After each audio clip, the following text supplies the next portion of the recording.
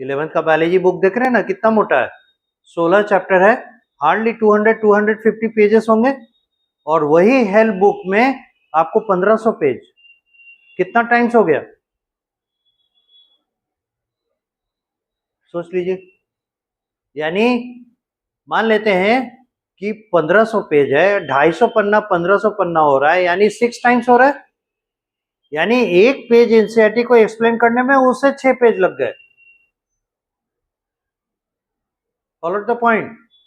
और उसका जो राइटअप रहता है, जो प्रिंट करता है, वो देखिएगा कितना छोटा छोटा लिखता है, और तब उतना हो गया। एनसीईआरटी तो फैला फैला के बड़ा बड़ा लेटर लिखता है, और साइड में गैप भी देता है कि स्टूडेंट को मन किया कि कुछ हम नोट्स यहीं पे डाल दें तो नोट्स भी लिख सके। तो सोच लीजिए क्या सीन है, क्या सिनेरियो है।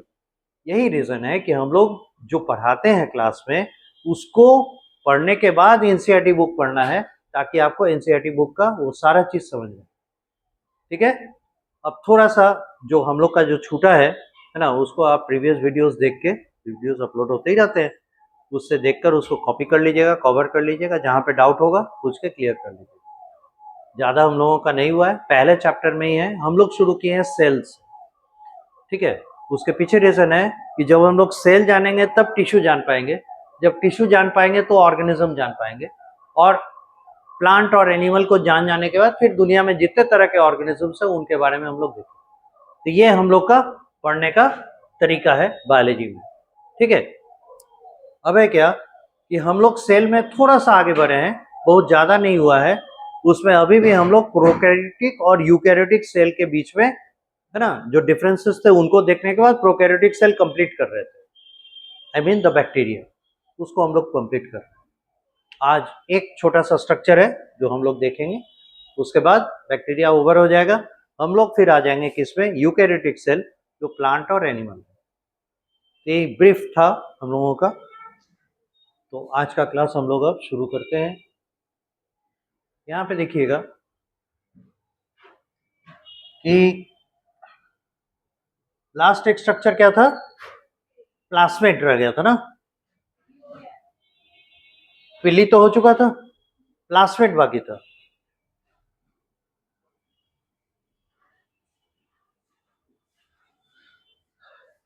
देखिए फिर से थोड़ा सा दिखाएं, बैक्टीरिया, ये बैक्टीरिया 3 बाउंड्री से बना हुआ एक स्ट्रक्चर है। आउटर बाउंड्री को हम लोग कैप्सूल कह देते हैं, मिडिल बाउंड्री को हम लोग कहते हैं सेल वॉल, और इनर बाउंड्री को कहते हैं पीएम फॉर प्लाज्मा मेम्ब्रेन। ठीक है। 3 बाउंड्री से बना है, इसके सरफेस पे फाइन फाइबर लाइक स्ट्रक्चर्स रहते हैं, right, fine fibre like structures रहते हैं, और in fine fibre like structures को कहते हैं फिम्ब्री। और इससे एक लोकोमोटरी यानी एक जगह से दूसरी जगह जाने के लिए स्ट्रक्चर लगा रहता है, इसे कहते हैं फ्लैजिला। और ये रहा इसका क्रोमोसोम,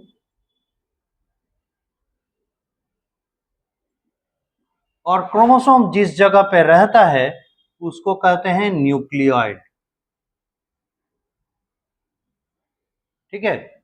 और प्लाज्मा मेम्ब्रेन ये हो गया ना, ये बाउंड्री, इसके अंदर जो फ्लूइड रहता है उसको हम लोग कहते हैं इसका साइटोप्लाज्म, राइट।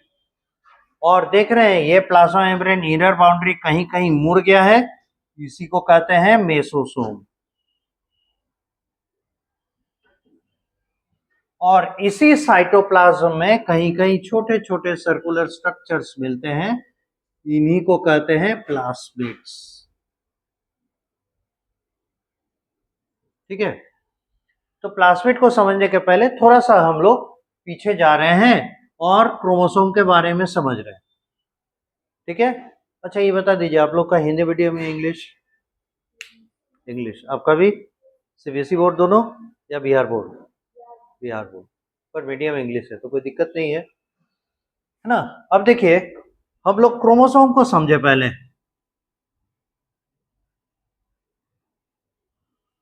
तो हम लोग को प्लास्मिड भी समझने में आसान होगा। देखिए, एक पेरेंट सेल अपने डॉटर सेल में, यानी उसके आगे के जनरेशन में, क्या ऐसा मटेरियल है जो पहुंच जाता है? वो है इंफॉर्मेशन मॉलिक्यूल। और ये इंफॉर्मेशन मॉलिक्यूल ऐसा होता है जिसमें ब्लूप्रिंट ऑफ लाइफ रहता है। ब्लूप्रिंट कहने का मतलब हर एक कदम में सेल को कौन सा एक्टिविटी करना है, कौन सा फंक्शन करना है, उसका सारा इंफॉर्मेशन रहता है। वही हो गया इंफॉर्मेशन मॉलिक्यूल। ठीक है, और ऐसे इंफॉर्मेशन मॉलिक्यूल को कहते हैं जेनेटिक मटेरियल। ठीक है, जेनेटिक मटेरियल क्या हो गया? इंफॉर्मेशन मॉलिक्यूल है जो एक सेल मतलब पेरेंट सेल अपने डॉटर सेल में देता है, यानी आगे के जनरेशन में जाता है। ये इनहेरिटेबल या हेरिडिटरी मटेरियल हो गया, इसीलिए, है ना। और यही है क्रोमोसोम। और इस क्रोमोसोम में मेन कॉन्स्टिट्यूएंट क्या रहता है? तो वो रहता है डीएनए। इस क्रोमोसोम में मेन कॉन्स्टिट्यूएंट रहता है डीएनए। और डीएनए बहुत बड़ा मॉलिक्यूल है, इसलिए इसको सजा के रखने के लिए इसको और जरूरत पड़ता है, वो है प्रोटीन। ठीक है, अब डीएनए का काम क्या है? डीएनए ही वो मॉलिक्यूल है जो कल बताए थे सभी को। डीएनए ही वो मॉलिक्यूल है जिसपे छोटे छोटे मतलब कुछ जगह पे कुछ पर्टिकुलर इंटरवल पे इंफॉर्मेशन रहते हैं। ठीक है, और इन इंफॉर्मेशन को हम लोग कहते हैं जीन।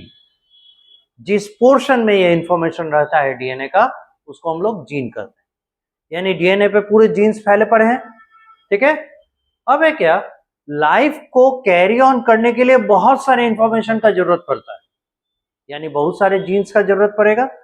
लेकिन बैक्टीरिया का सेल छोटा होता है, राइट। और अगर ये अपने क्रोमोसोम को बहुत बढ़ा लेगा तो फिर उसको प्रॉपरली अरेंज करके रखने में इसे दिक्कत होगा। तो इसे अगर छोटा करता है तो फिर इंफॉर्मेशन को हटाना पड़ेगा, और वो इंफॉर्मेशन हो सकते हैं कि किसी पर्टिकुलर फेज में काम पड़े। हमेशा नहीं जरूरत है, पर कभी ना कभी जरूरत पड़ सकता है ना। जैसे हम क्लास में आ रहे हैं, घर में रह रहे हैं, कुछ भी काम कर रहे हैं, उसमें हमको हार्डली दौड़ने का जरूरत नहीं पड़ता है, पर हम दौड़ना तो जानते हैं। अब जिस दिन लेट हो गया उस दिन दौड़ के अगर नहीं आएंगे तो क्लास छूटेगा कि नहीं छूटेगा? छूटेगा। यानी दौड़ना is an added advantage to us, पर नॉर्मल क्या है? वॉकिंग। तो ठीक उसी तरीके से समझिए, इसके पास जो जीन्स हैं वो genes day to day activity को पूरा करने के लिए सफिशिएंट वे में इसमें रखे हुए हैं, लेकिन एक्स्ट्रा एडवांटेज के लिए जो जीन्स हैं उसको ये नहीं रख पा रहा है क्योंकि बड़ा हो जा रहा है। कहीं हटाएगा, और हटा के जहां रखता है, दोज आर प्लास्मिड्स। क्लियर? अब इसका बेस बैकग्राउंड समझ में आया? प्लास्मिड इसने क्यों रखा? क्योंकि इसके पास जगह कम है और इंपॉर्टेंट इंफॉर्मेशन हो सकता है कि उसमें रहे, तो उन्हें क्रोमोसोम पे नहीं रख सकता क्योंकि वो रेगुलर यूज में नहीं आ रहे, तो फिर उन्हें प्लेस करना होगा कहीं और, उसी को प्लेस किया प्लास्मिड। क्लियर? तो इस पॉइंट ऑफ व्यू से अगर हम लोग प्लास्मिड डिफाइन करें तो हम लोग क्या कहेंगे? प्लास्मिड्स आर द, मार्क कीजिएगा क्या लिख रहे हैं, एक्स्ट्रा क्रोमोसोमल डीएनए। प्लास्मिड क्या है? Extra chromosomal DNA. डीएनए तो है ही, है ना, डीएनए है ही। एक्स्ट्रा क्रोमोसोमल कहने का मतलब हो गया अपार्ट फ्रॉम क्रोमोसोम, क्रोमोसोम के अलावे, क्रोमोसोम को छोड़कर। यानी प्लास्मिड वो डीएनए का टुकड़ा है जो कि क्रोमोसोम पर शामिल नहीं है, उस डीएनए को कैरी करता है। It contains those genes which are not regularly required। इस पर वो जीन पाए जाते हैं जो हमेशा जरूरत नहीं पड़ता है जिनका, but they help the bacteria on certain occasions। लेकिन ये बैक्टीरिया को हेल्प करते हैं किन्हीं खास मौकों पे, ठीक है। For example,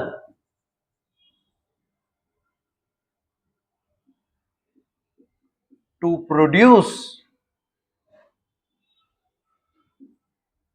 antibiotics. अब यहां पे आप सरप्राइज हो जाइएगा, बैक्टीरिया एंटीबायोटिक प्रोड्यूस कर रहा है। हम तो बैक्टीरियल इन्फेक्शन को किल करने के लिए एंटीबायोटिक खाते हैं, ये कहां से प्रोड्यूस करने लगा? तो ये समस्या अभी रहने दीजिए, यहां तक लिखिए, फिर आगे बढ़ो। अब देखिए, यहां पर एक चीज समझें, हालांकि ये अभी पढ़ने के लिए नहीं है, ये 12th में आपको मिलेगा पढ़ने के लिए, एंटीबायोटिक्स एंड कौन कौन से एंटीबायोटिक्स कौन कौन से ऑर्गेनिज्म यानी कौन से माइक्रो ऑर्गेनिज्म इन्हें प्रोड्यूस करते हैं, एप्लीकेशंस हम लोग देखेंगे, पर फिर भी यहां समझ कर लिखिए। देखिए, इस वर्ल्ड में सबसे ज्यादा कंपटीशन किस चीज के लिए होता है? 3 चीजों के लिए, फूड, शेल्टर एंड मेट, यानी for increasing the population so that the organisms can stay on this earth for longer, है ना। ऑर्गेनिज्म का स्पीसीज वर्तमान रहे, अर्थ पे बना रहे, उसके लिए रिप्रोडक्शन। तो 3 चीजों के लिए सबसे ज्यादा कंपटीशन होता है अर्थ पे, वो है फूड, भोजन, जिसके बिना सेल जिंदा नहीं रह सकता, ऑर्गेनिज्म नहीं रह सकता, शेल्टर, रहने की जगह या हैबिटेट जिसको कह सकते हैं, एंड रिप्रोडक्शन। अब है क्या, इस लड़ाई में एनिमल्स क्या करते हैं? फाइट करते हैं आपस में, क्योंकि वो मोबाइल हैं, एक जगह से दूसरी जगह जा सकते हैं, मोटाइल है। प्लांट्स कैसे फाइट करता है? प्लांट आपस में कंपटीशन में जीतने के लिए किस चीज से जीतना चाहता है, यानी कि क्या उसे चाहिए, एक प्लांट से दूसरे प्लांट में किस चीज का कंपटीशन होता है? तो होता है सनलाइट के लिए, क्योंकि एयर सबको मिलेगा, सब जमीन पे खड़े हैं, सॉइल है, सब जमीन पे खड़े हैं तो वाटर भी मिल रहा है, एयर से कार्बन डाइऑक्साइड मिल रहा है, एक चीज जो सबके पास क्लोरोफिल है। तो फूड प्रोड्यूस करने के लिए, फोटोसिंथेसिस करने के लिए क्या क्या चाहिए? ये 3 चीज जो चाहिए वो तो मिल गया। अब आखिरी चीज जो जिस पर मारामारी होता है वो है सनलाइट। तो इसलिए घने जंगलों में देखिएगा सभी पेड़ एकदम ऊंचाई छूना चाहते हैं, लेकिन एक एग्जांपल देते हैं, जैसे अगर आप जंगल में आम का पेड़ देखिएगा, बहुत ऊंचा होगा, बड़ा लंबा होगा, और आप अगर अपने बगीचे में लगाए हैं जिसमें और कोई दूसरा पेड़ नहीं है, एक शॉर्ट हाइट अटेंड करके चुपचाप पड़ा रहेगा, सालों साल उसी ऊंचाई का रहेगा, दूसरे मंजिल तक का हाइट अटेंड कर लिया तो उतनी तक है, अगल बगल में पत्तियां आएंगी पर डाल का लंबाई नहीं बढ़ेगा। लेकिन अगल बगल में 3-4 वैसा बड़ा बड़ा घना घना पेड़ लगा दीजिए, फिर देखिए तो अपना लंबाई खींचने लगेगा। Why? Because they are competing for sunlight. तो प्लांट का पता चल गया, एनिमल का पता चल गया, वो तो आपस में ही हाथापाई कर लेते हैं, मारपीट कर लेते हैं, जैसे शेर, बाघ, चीता, भालू, ये सब आपस में लड़ते हैं। How the micro organism specially the bacteria fight. और बैक्टीरिया फाइट किस लिए करेगा? न्यूट्रिशन के लिए, क्योंकि सॉइल पर आने के बाद या वाटर में भी एक जगह पे टिकेगा, जिसके लिए इसके पास फिमरी है, ठीक है, ताकि वहां से वो न्यूट्रिशन को डिसॉल्व करके एब्जॉर्ब करे, बहुत मेहनत करना पड़ता है, ठीक।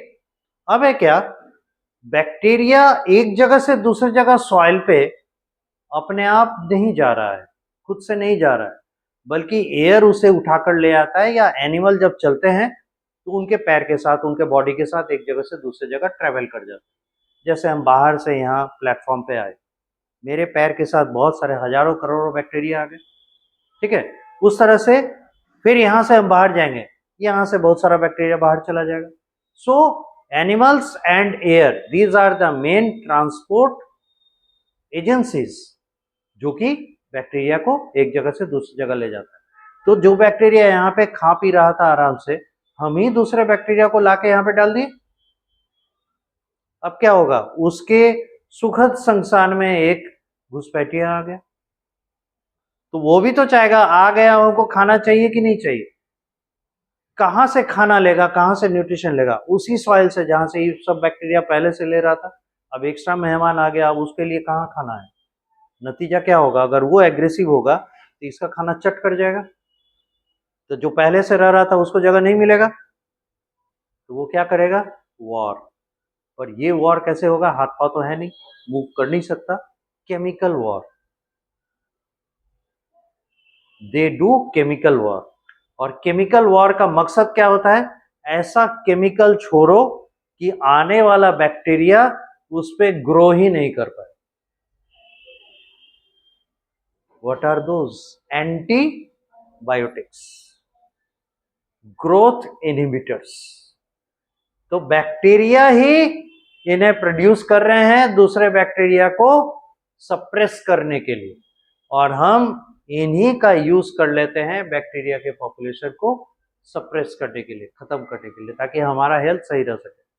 और यहीं पे समझा दें, जैसे ही हम लोग बीमार पड़ते हैं तो इमीडिएट एंटीबायोटिक नहीं खाना चाहिए। क्यों? Because these are growth inhibitors, growth suppressors, यानी दीज आर टॉक्सिन्स।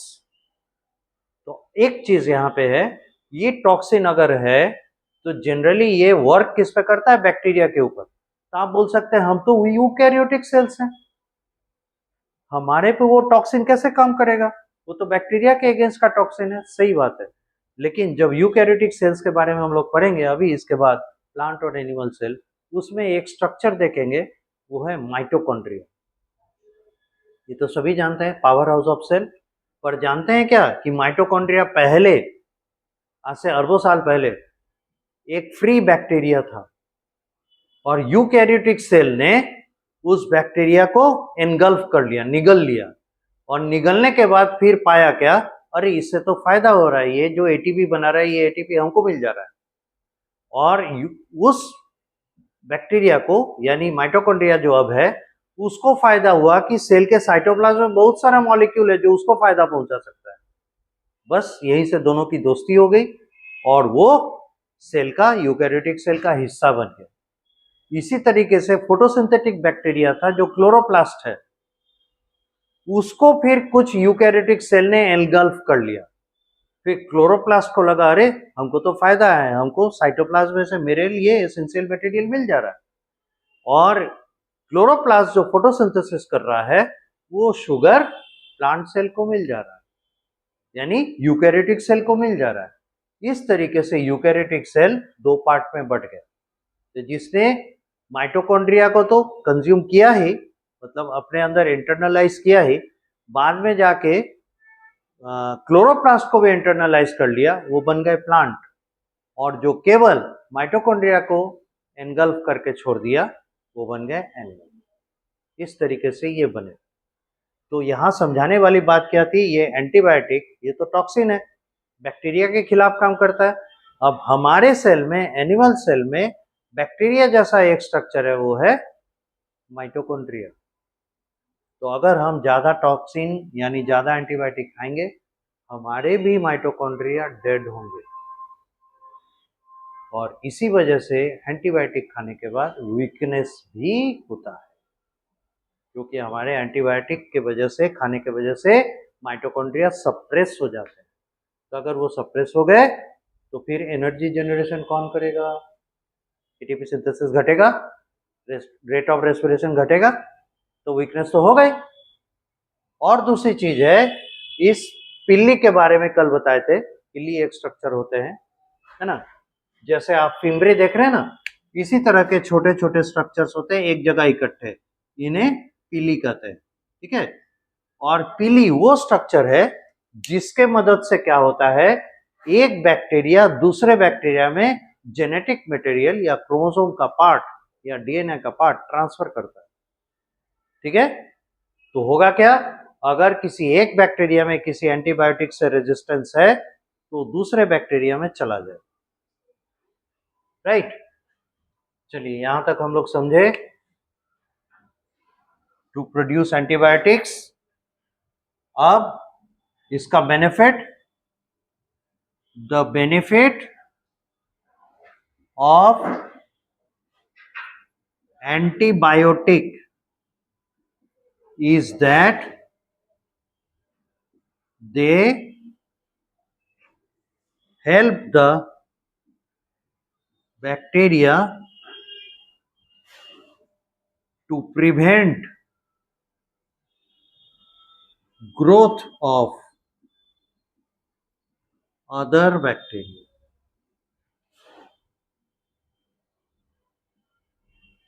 प्रिवेंट मतलब रोकना,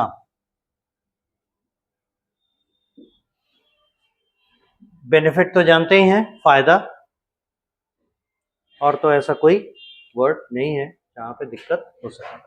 ठीक है, यहां तक नोट कर लीजिए, ये हमारा प्रोकैरियोटिक सेल का समाप्ति है। तो और क्या छूटा है? एक राइबोसोम छूटा है, और देखिए तो और भी कुछ छूटा नहीं ना, ये है राइबोसोम्स।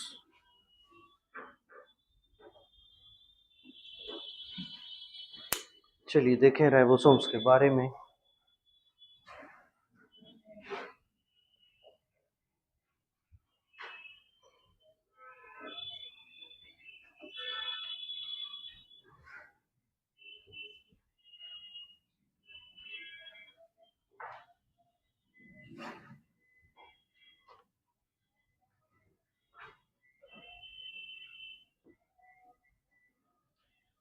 देखिए,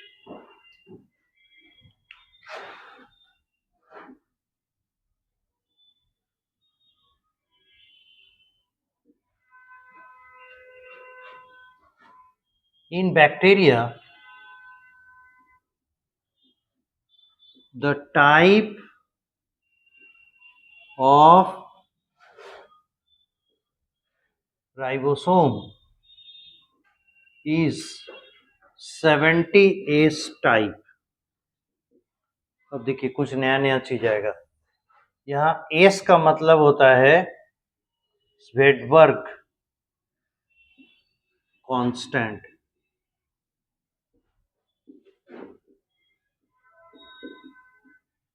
स्वेडबर्ग ये एक साइंटिस्ट का नाम है, उनके नाम के आधार पे ये कांस्टेंट डेवलप किया गया है। ठीक है, स्वेडबर्ग कांस्टेंट। ये बताता क्या है? 70S टाइप मतलब हो गया इसका जो क्या कहते हैं, सेडिमेंटेशन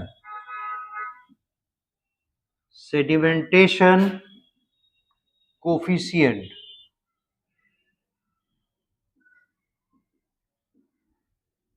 कोफिशिएंट को हिंदी में कहते हैं नियतांक, पढ़े होंगे, कांस्टेंट, कोफिशिएंट।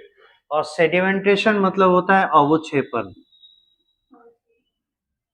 बहुत सही नहीं है, लेकिन इसका मतलब होता है क्या? जैसे मान लेते हैं हम गंदा पानी लिए, है ना, पानी में डस्ट पार्टिकल्स है, जैसे गैंजेस वाटर है, गंगा जल है ना, जब भर के लाइएगा बॉटल में देखिएगा एकदम पूरा हेजी लगेगा, है ना, धुंधला लगेगा।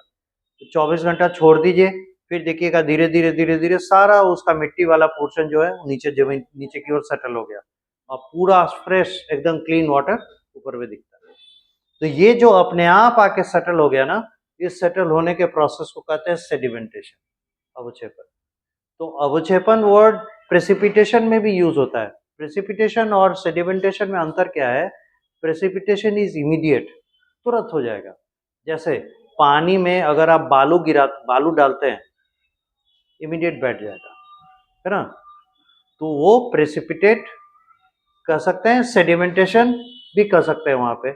और अच्छा आपको बताते हैं, जैसे मान लेते हैं कि आप कोई केमिकल रिएक्शन कराते हैं, ठीक है, तो केमिकल रिएक्शन में कुछ इनसॉल्युबल मटेरियल बना, इमीडिएट आके नीचे बैठ जाएगा, तो वो हुआ प्रेसिपिटेशन, इमीडिएट बैठ जाएगा, केमिकल रिएक्शन से हो रहा है।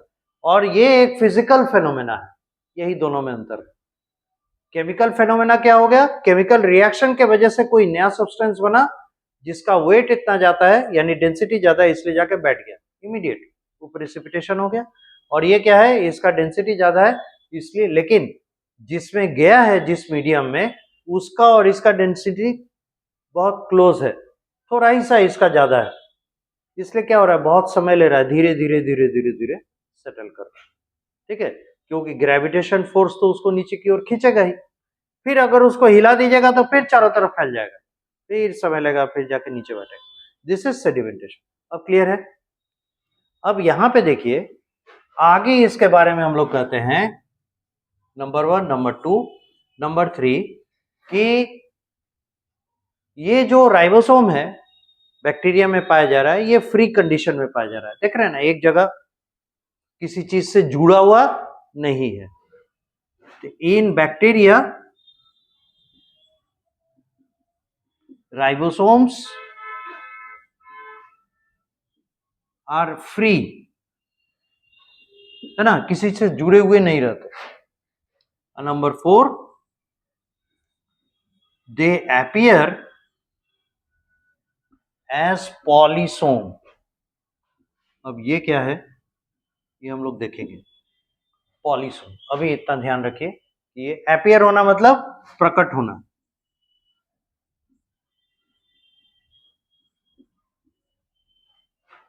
तो ये दिखते हैं कैसे? पॉलीसोम के रूप में।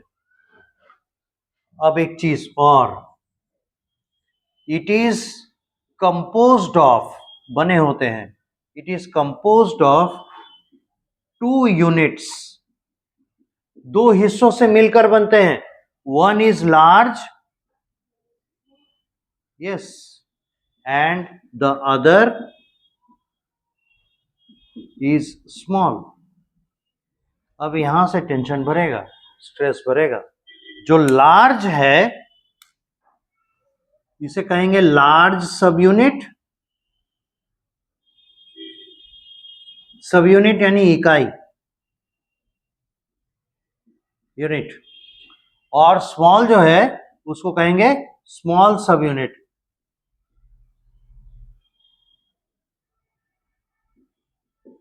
अब देखिए, दोनों जब इकट्ठा था तो भी उसका कुछ सेडिमेंटेशन था, और वो वैल्यू कितना था? 70s, इसीलिए इसका नाम पड़ गया 70s।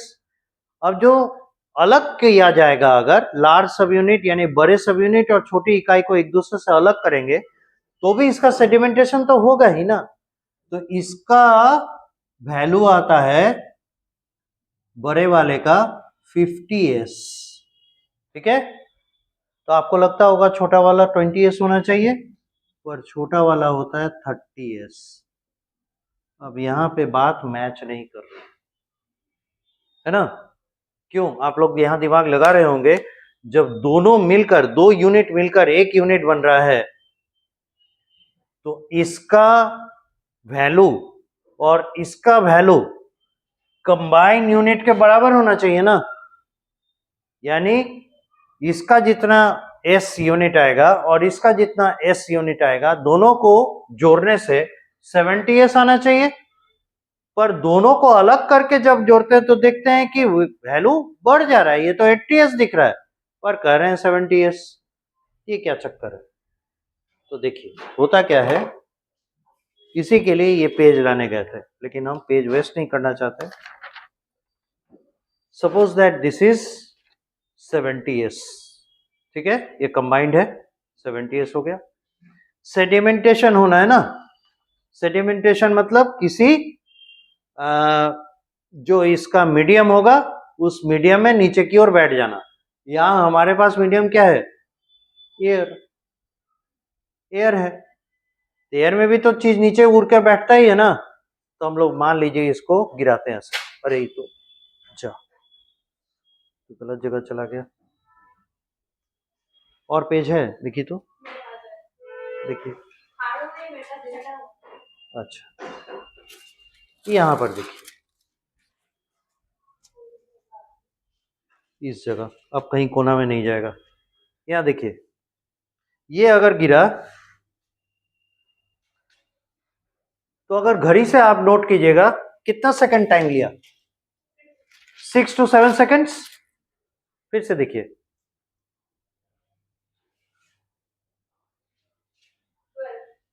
12 सेकंड ले लिया।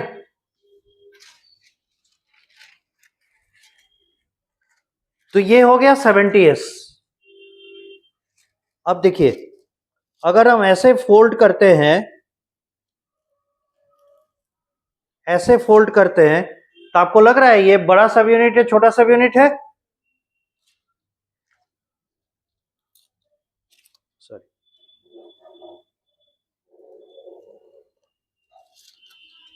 बहुत इंटरेस्टिंग है।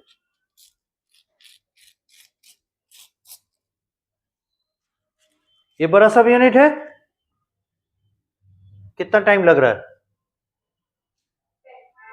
10 सेकंड लग गया। यानी अगर टाइम टू ड्रॉप इसका सेडिमेंटेशन रेट है तो ये 10s हो गया, और कंबाइंड था तब कितना था? 12s। अब इसका देखिए, टोटल ऐड कीजिए तो 10 and 6 16s हो गया, और जब ये कंबाइंड था तब कितना आ रहा था? 12s। ये कैसे हो गया? रिडल है ना, पहेली है। ये कैसे हुआ? ये तो मिस्ट्री बन गया। मिस्ट्री नहीं बना। अब इसको देखिए, ये हम लोग रखे लार्ज सब यूनिट, ये रखे स्मॉल सब यूनिट, ठीक है ना। पहले क्या था? दोनों एक साथ था। जब दोनों एक साथ था और नीचे की तरफ आ रहा था, तो इसके कितने सरफेसेस एयर को ट्रेवल कर रहे थे? एयर के थ्रू कितना सरफेस नीचे आ रहा था?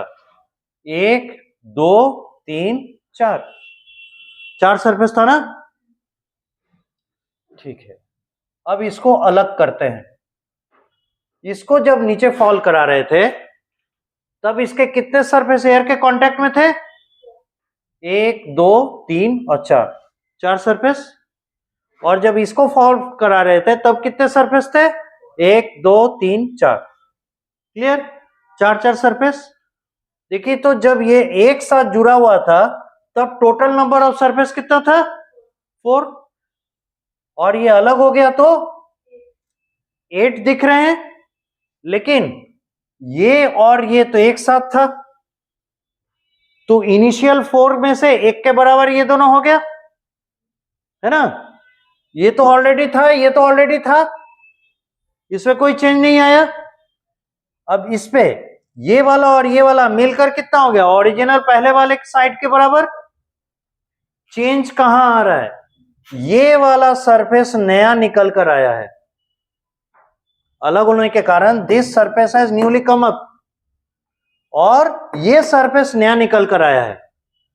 तो जब ये अलग हो रहा है तो एक्चुअली में टोटल कितने सरफेस अब एयर के कांटेक्ट में आ रहे हैं? 6। क्योंकि इसमें से ये वाला, ये वाला, ये और ये तो पहले से भी था, तो पहले जितना रेजिस्टेंस इसको फील हो रहा था अभी भी उतना ही रेजिस्टेंस फील होगा, पर कंबाइन रहने के कारण ये वाला सरफेस तो छुपा हुआ था, यानी 2 सरफेसेस हिडन थे, तो इसको रेजिस्टेंस कम ना लगेगा जब कंबाइन रहेगा, और अलग हो जाएगा तो रेजिस्टेंस ज्यादा लगेगा। इसलिए इनका सेडिमेंटेशन क्या हो जाएगा? अलग होने के बाद बढ़ जाएगा। This is the reason. तो प्रैक्टिकली समझ गए? तो जब एयर में ये चीज हो रहा है, वाटर में तो जरूर होगा। This is the reason why कि जब हम सेडिमेंटेशन कोफिशिएंट पर बात करते हैं तो राइबोसोम के दोनों सब यूनिट जब इकट्ठे रहते हैं तो उनका सेडिमेंटेशन कोफिशिएंट क्या हो जाता है? घटकर 70s। और जब इन्हें हम सेपरेट करते हैं, दोनों सब यूनिट जब अलग हो जाते हैं, तब इनका एक का हो जाता है, बड़े सब यूनिट का 50s और दूसरे का हो जाता है 30s। This is the reason. अब समझ में आ गया? यही चीज हम लोग जब यूकैरियोटिक राइबोसोम्स को पढ़ेंगे वहां पर भी इसी तरह का चीज आएगा, पर उसमें और इसमें कुछ अंतर होगा, वो वहां पर हम लोग सेटल करेंगे। ठीक है, अब यहां तक नोट कीजिए।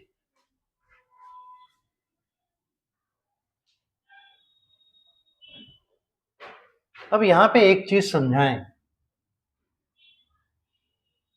नीचे का नहीं मिटाएंगे, ऊपर का तो हो ही गया होगा। क्या एक चीज समझाएं, देखिए तो इस बैक्टीरिया का जितना एक्टिविटी, हाँ एक चीज तो छूट ही गया, इसका फंक्शन क्या है? यस, फंक्शन ऑफ राइबोसोम, और इसका फंक्शन है सिंथेसिस ऑफ प्रोटीन। सिंथेसिस करना मतलब संश्लेषण करना। जैसे प्रकाश संश्लेषण सुने हैं ना, सिंथेसिस। तो ये सिंथेसिस करता है, तैयार करता है प्रोटीन। राइबोसोम प्रोटीन तैयार करता है और हेल्प लेता है किसका? With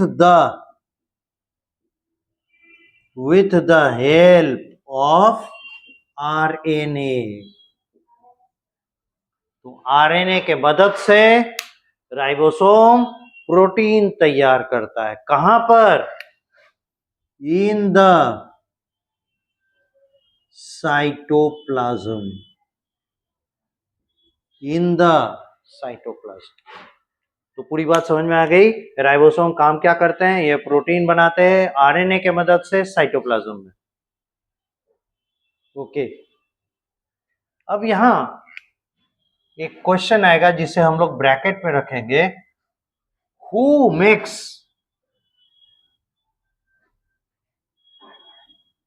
RNA in bacteria? ये कहां से आया? अभी तक जितने स्ट्रक्चर्स देखे उसमें कहीं आरएनए लिखा हुआ तो हम लोग को मिला नहीं। डीएनए तो मिला दो दो जगह, एक जगह नहीं, दो दो जगह मिला। कई कई इसमें प्लास्मिड्स है, उसमें होंगे, क्रोमोसोम है उसमें भी डीएनए है। आरएनए तो दिखा नहीं। तो आरएनए बनाएगा कौन?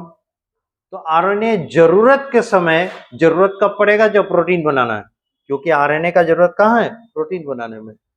तो जब जरूरत होगा प्रोटीन बनाने का तब आरएनए बना कर देगा, वही डीएनए।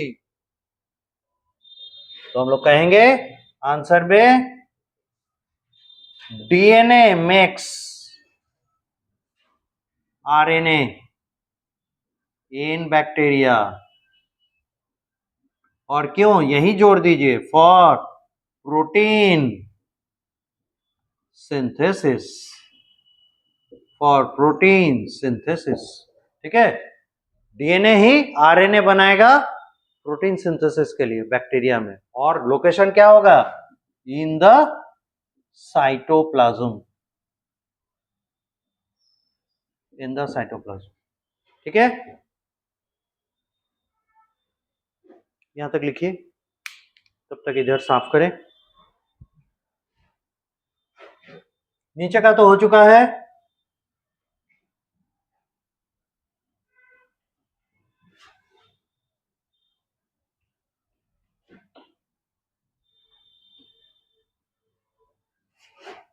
नीचे बिठा देना, हो गया।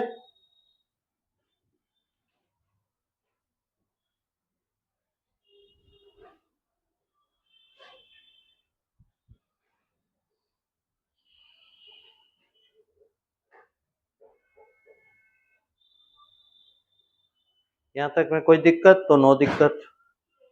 ठीक।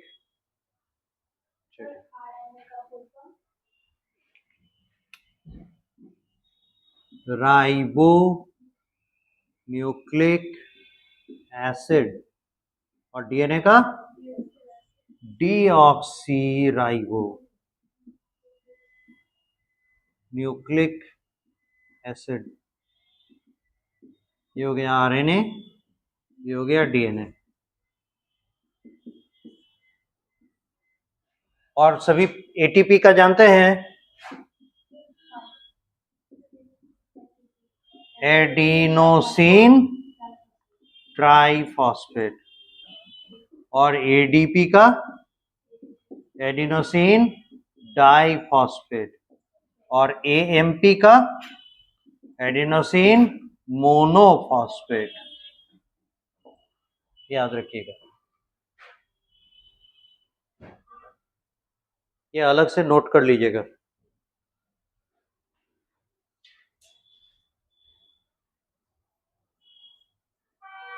राइट।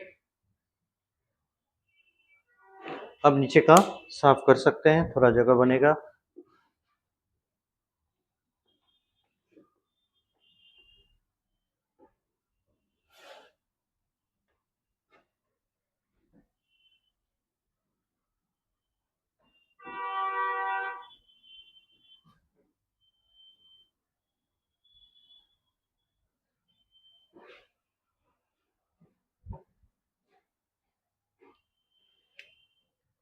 तो राइबोसोम को हम लोग ऐसे बना सकते हैं,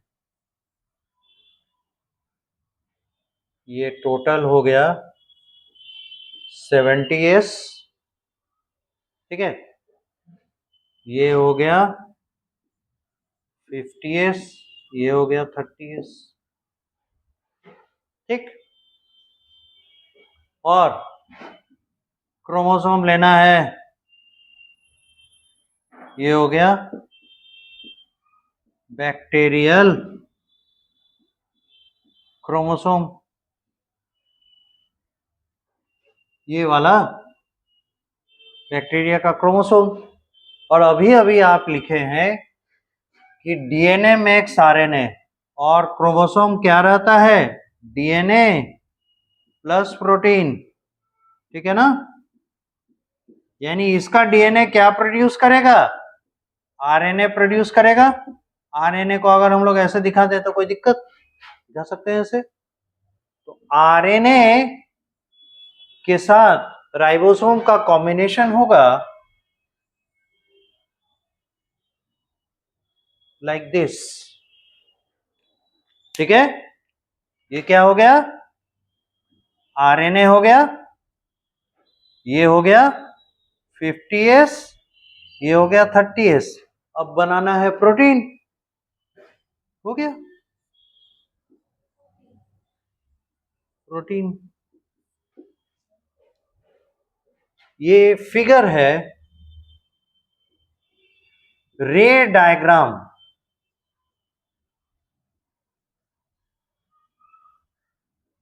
for protein synthesis in A bacteria. ये हो गया रे diagram of for protein synthesis in A bacteria, ऐसे हो रहा है। लेकिन ना, अच्छा यहां तक कीजिए, यहां तक पूरा लिखिए, फिर इसमें थोड़ा आगे बढ़ता है।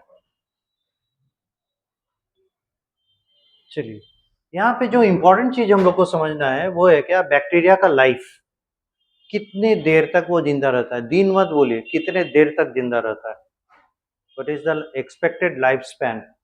तो ऑन एन एवरेज देखा गया है एक बैक्टीरिया 20 मिनट से 40 मिनट हार्डली जिंदा रहता है। तो आप सोचिएगा 20 से 40 मिनट जिंदा रहता है, फिर दुनिया में इतने अरबों अरब बैक्टीरिया आ कहाँ से रहे।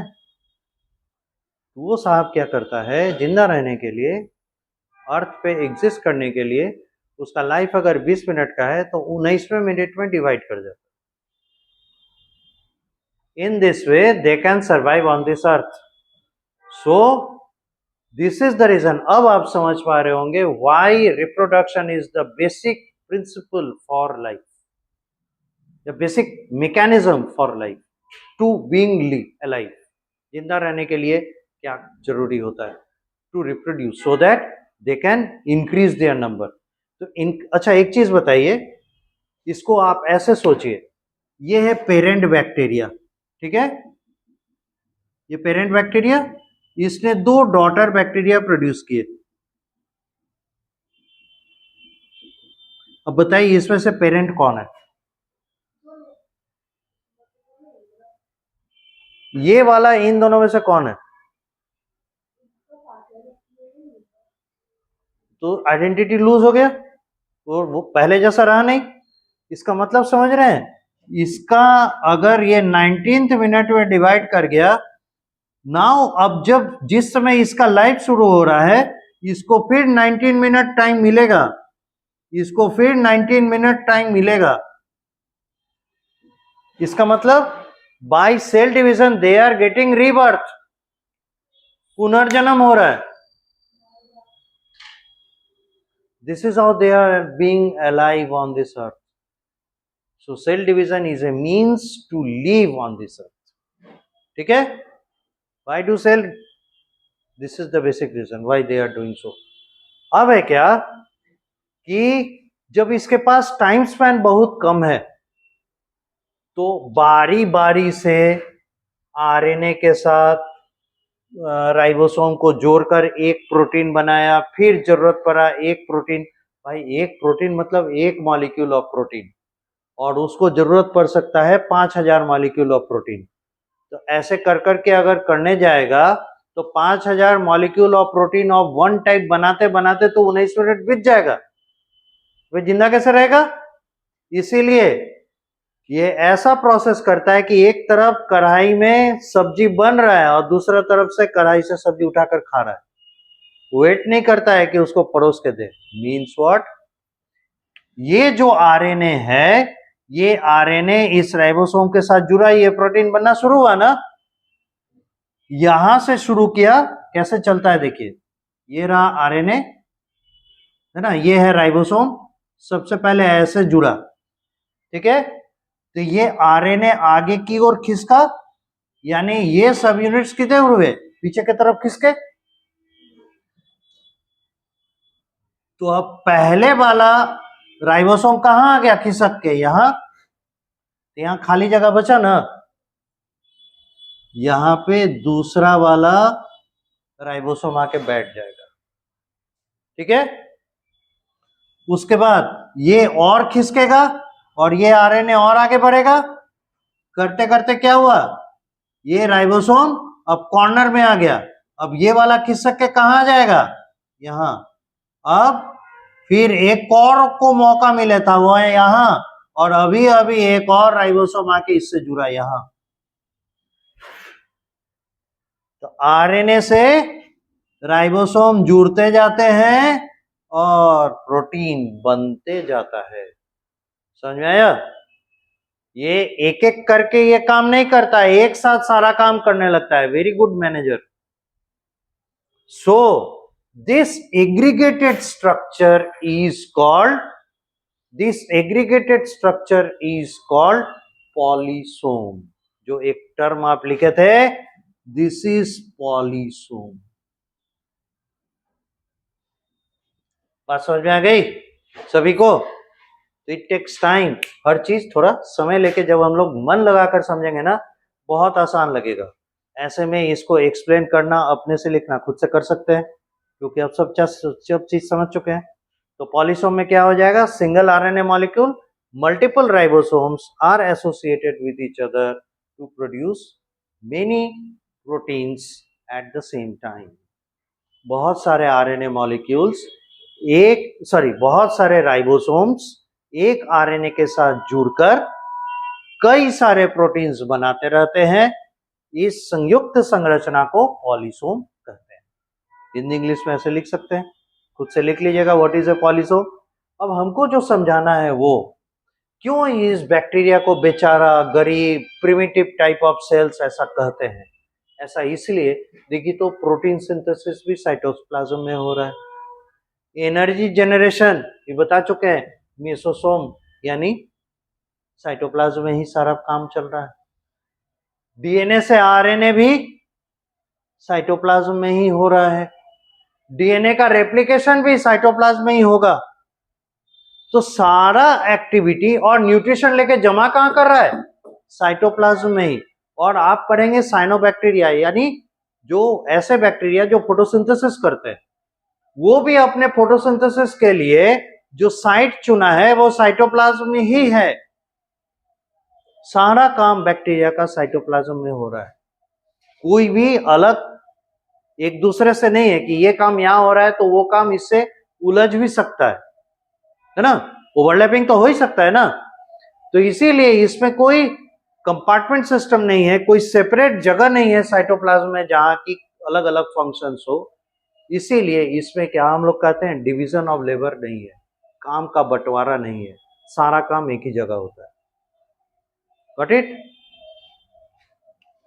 तो आप एक सेंटेंस जोड़िएगा इसके बाद, ये मिटा दें, इसका जरूरत नहीं है।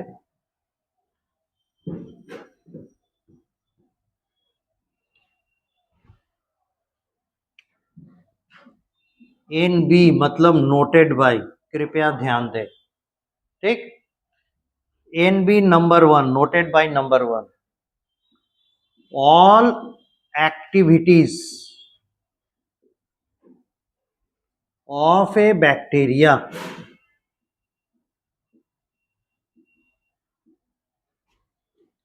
completes इन कंप्लीट होना चाहिए, complete in its cytoplasm, so they don't have